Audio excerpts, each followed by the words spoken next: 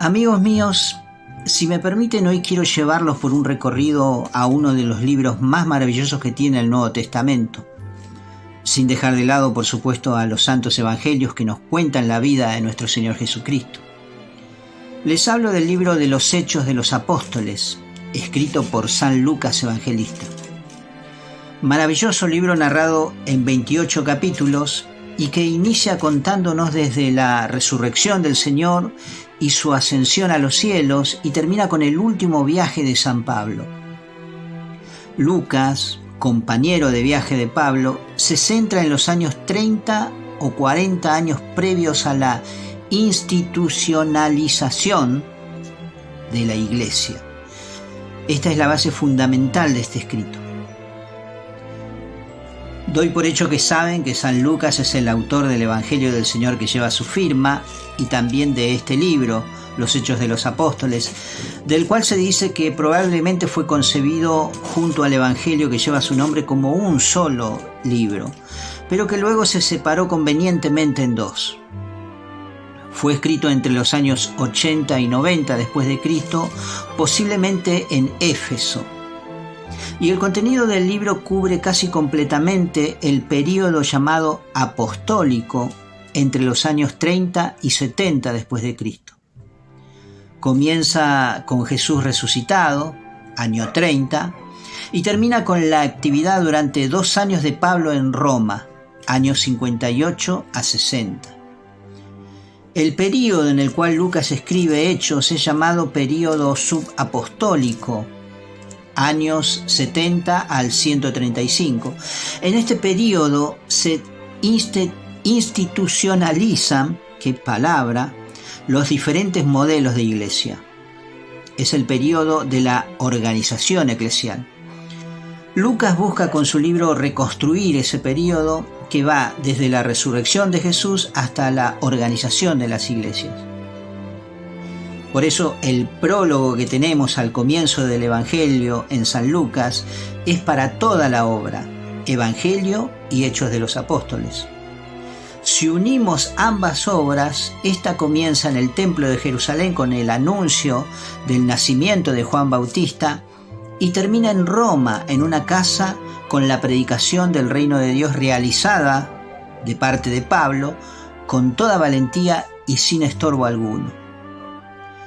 Podríamos decir que toda la obra es un evangelio y tiene una profunda coherencia teológica, donde vemos claramente un progreso histórico y teológico desde el comienzo hasta el final.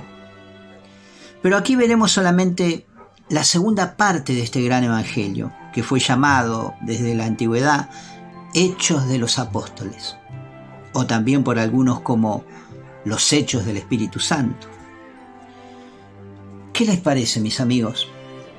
¿Entramos al pequeño salón de catequesis a investigar un poco este admirable misterio?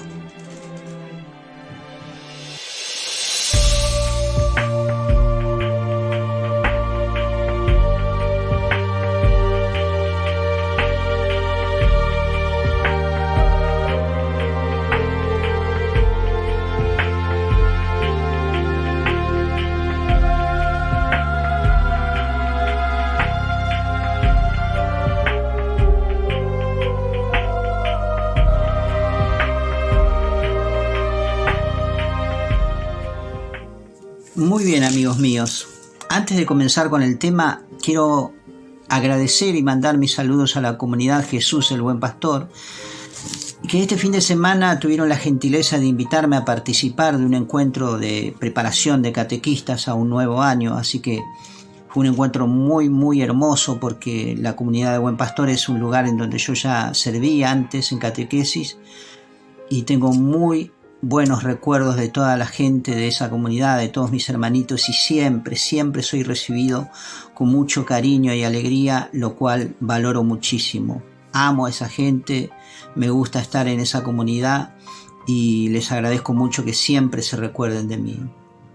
Bien, para entrar en el tema a grandes rasgos del libro de Hechos, este libro reconstruye el movimiento de Jesús después de su resurrección y antes de la institucionalización de las iglesias, realizada después del año 70 después de Cristo.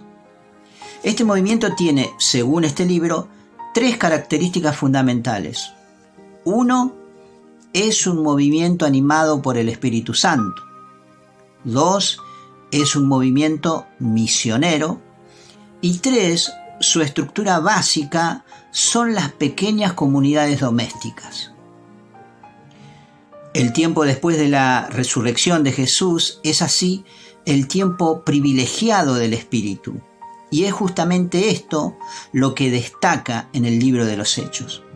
Por eso muchos también lo llaman el Evangelio del Espíritu Santo. Lo primero que vemos es que el envío de Jesús a sus discípulos es esencialmente un movimiento misionero.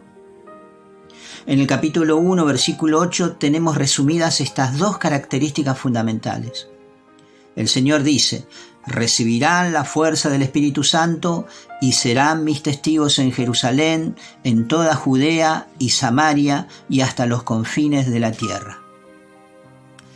Y claramente vemos que la experiencia del Espíritu y de la misión son históricamente anteriores al nacimiento, o mejor dicho, organización de la Iglesia.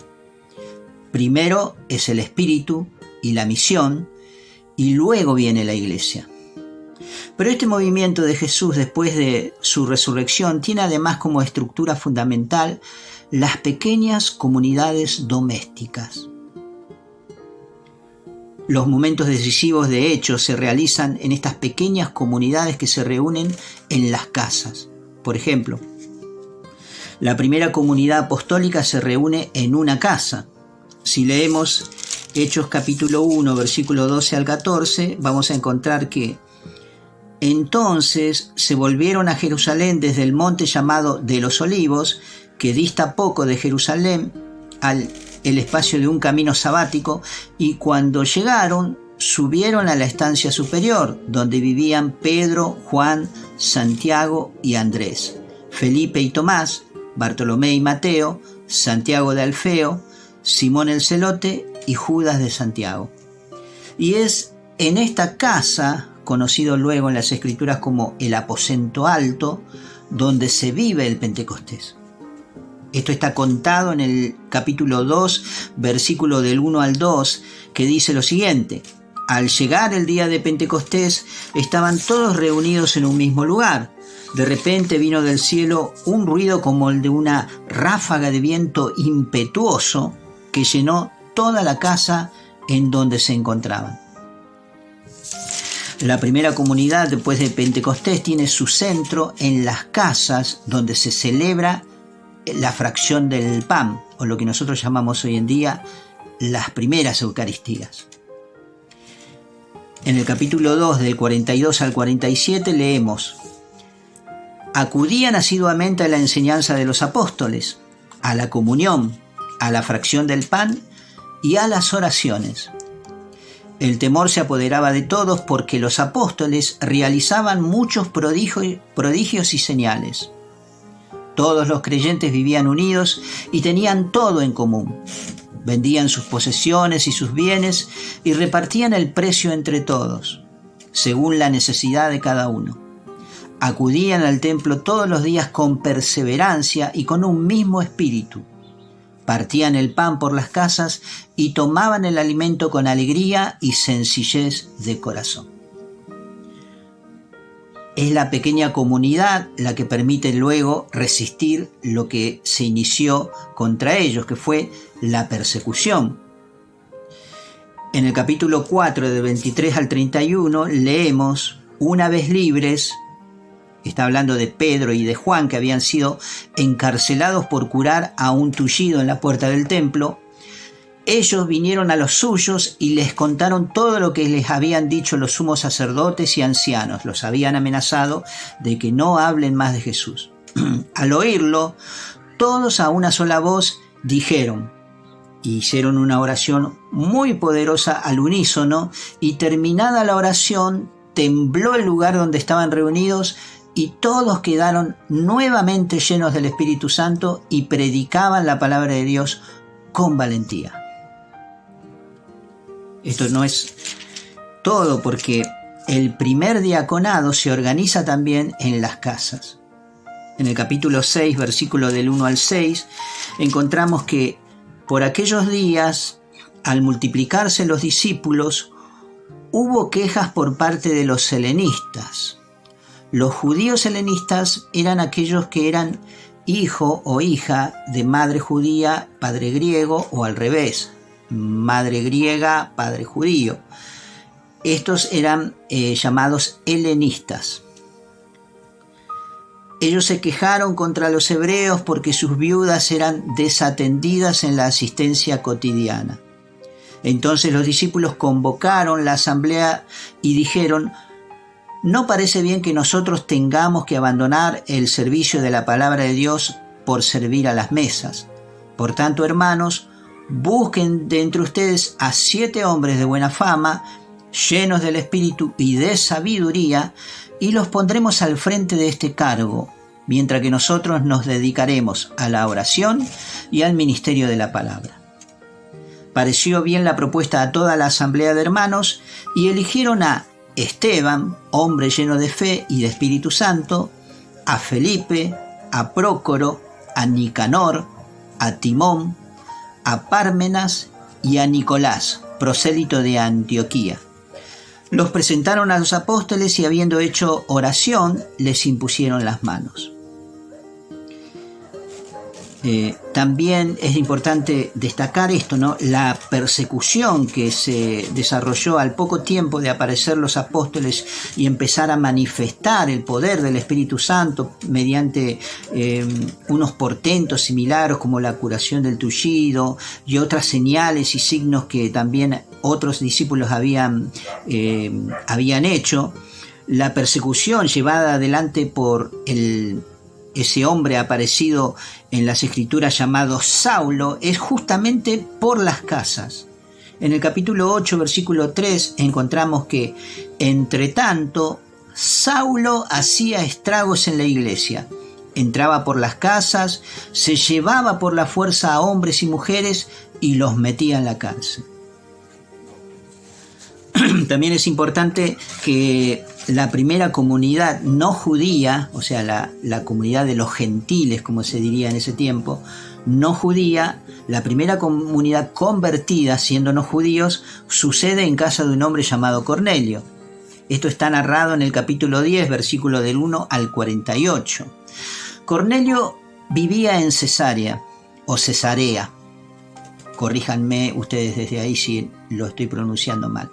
Era un centurión de la cohorte itálica, piadoso y temeroso de Dios, como toda su familia, y daba muchas limosnas al pueblo y continuamente oraba a Dios.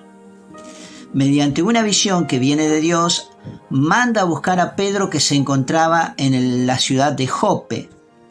A su vez, Pedro también tiene una visión y así Dios concerta una cita de estos dos hombres en casa de Cornelio.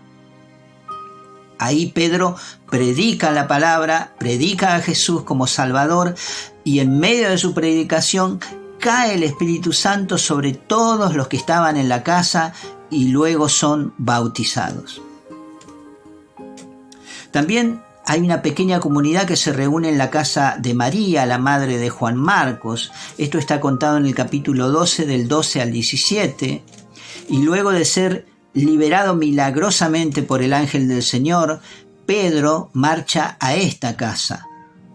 Dice el texto: consciente de su situación, marchó Pedro a casa de María, madre de Juan, por sobrenombre Marcos, donde se hallaban muchos reunidos en oración.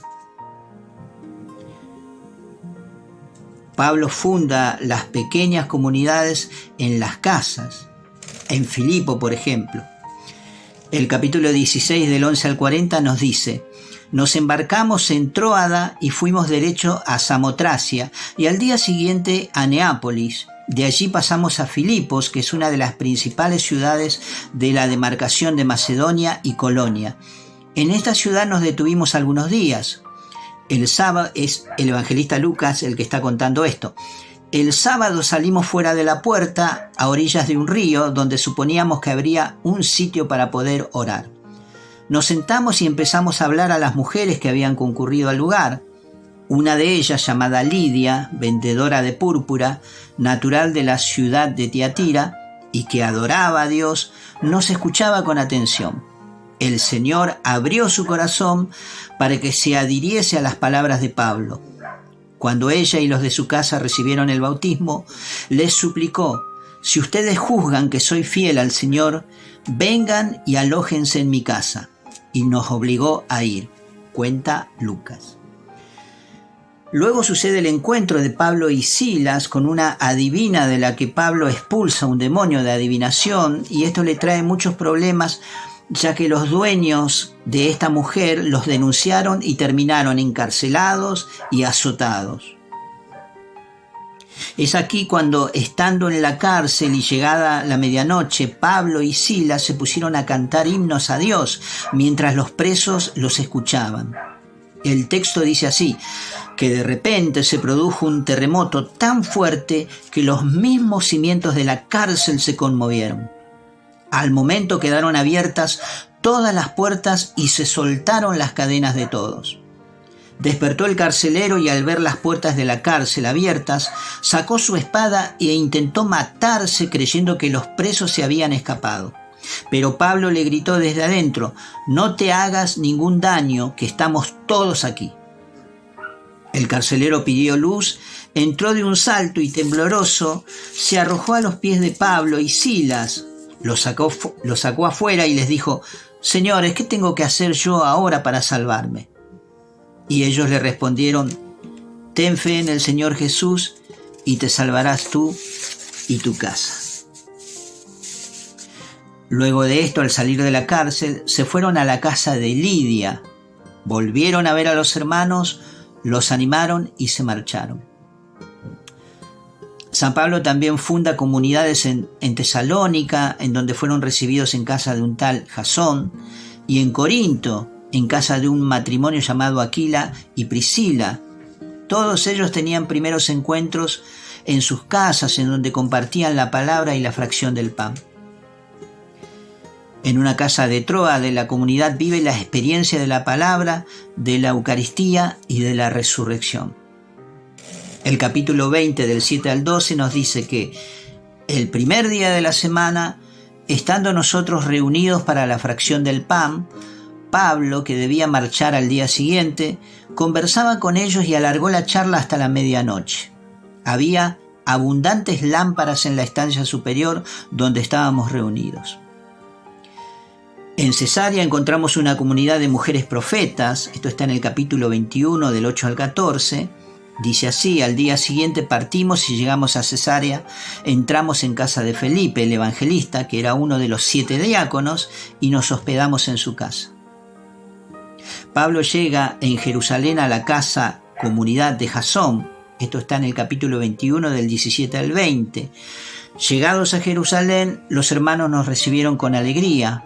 Al día siguiente, Pablo, con todos nosotros, fue a casa de Santiago. Se reunieron también todos los presbíteros ancianos, les saludó y les fue exponiendo una a una todas las cosas que Dios había obrado entre los gentiles por su ministerio. Ellos, al escucharle, glorificaban a Dios. Y la última comunidad de Pablo en Roma es también en una casa. Esto lo cuenta ya el último capítulo del libro de los Hechos, el capítulo 28 del 30 al 31, donde dice que Pablo permaneció 2 años enteros en una casa que había alquilado y recibía a todos los que acudían a él. Predicaba el reino de Dios y enseñaba lo referente al Señor Jesucristo con toda valentía, sin estorbo alguno. Vemos entonces, hermanitos, que Lucas, al escribir el libro de los Hechos de los Apóstoles, narra los sucesos a partir de la resurrección del Señor hasta poco antes de la institucionalización de la Iglesia. Por eso vemos este mover de los primeros creyentes desde el templo, la sinagoga, hacia las pequeñas comunidades domésticas formadas en los hogares. Esta es, amigos míos, la manera ordenada de comprender todo el libro de los Hechos, basado en estas 3 premisas que destaca el escritor. el mover del Espíritu Santo, todo el trabajo misionero de los apóstoles siguiendo las instrucciones de Jesús de llevar el Evangelio hasta los confines de la tierra, y el vivir la fe en los mismos hogares que funcionaban a su vez como casas de oración, en donde se escuchaba la palabra y se compartía la fracción del pan. Como base evangélica de expansión del reino que nos cuenta el libro de los Hechos, es realmente una metodología maravillosa. ¿Podremos en estos tiempos volver a esas primeras convicciones de comunidad? Ya vimos que el poder del Espíritu Santo apoyaba este modo misionero de anunciar la salvación por medio del nombre de Cristo. Una iglesia misionera se adapta a los recursos que tiene a su disposición. Pablo viajaba, fundaba comunidades de base a las que llamaba la iglesia, no refiriéndose a una estructura edilicia, sino a la comunidad de hermanos creyentes. Predicaba en las sinagogas o en las plazas, y si estaba encarcelado lo hacía allí, y si estaba impedido de salir, de hacerlo en persona, recurría a las cartas. Y esto me motiva a pensar que cualquier forma que podamos encontrar para llevar a otros a que conozcan al Señor es muy importante. Yo sé que hay hermanos y hermanas que abren las puertas de su casa para vivir esta misma experiencia del evangelio doméstico. Igual que ayer, se siguen reuniendo para meditar las Escrituras y hacer oración, y esta es una virtud muy grande, la cual todos deberíamos copiar. Imagínense nomás que todos los que nos llamamos cristianos abriéramos nuestro hogar a los propios vecinos para que vengan a encontrarse con una palabra de fe, de ánimo, de esperanza y de misericordia. Jesús mismo lo hacía en la casa de Simón Pedro. Quizás deberíamos pensar en esto, porque vivimos en un tiempo de crisis de fe muy grande. Pero no deberíamos siquiera pensar que esto es irremediable. Las primeras comunidades anunciaron el Evangelio en plena persecución, y en estas condiciones vieron el mover del Espíritu Santo que reafirmaba las palabras de Jesús, quien les dijo que estaría con ellos hasta el fin de los tiempos. Un día de esto, hermanitos, vamos a recorrer la vida de los apóstoles, especialmente la vida de San Pablo, quien fue perseguido desde el comienzo, apenas convertido, y lo sufrió en su carne toda la vida, hasta el día de su muerte, que fue por martirio. No nos desanimemos, confiemos en el amor del Señor y en el poder de su Espíritu Santo. Les dejo por hoy mi cariño de hermano y le pido al Señor que los bendiga y les dé lo que anhela sus corazones. Nos veremos cuando Dios así lo disponga. Amén.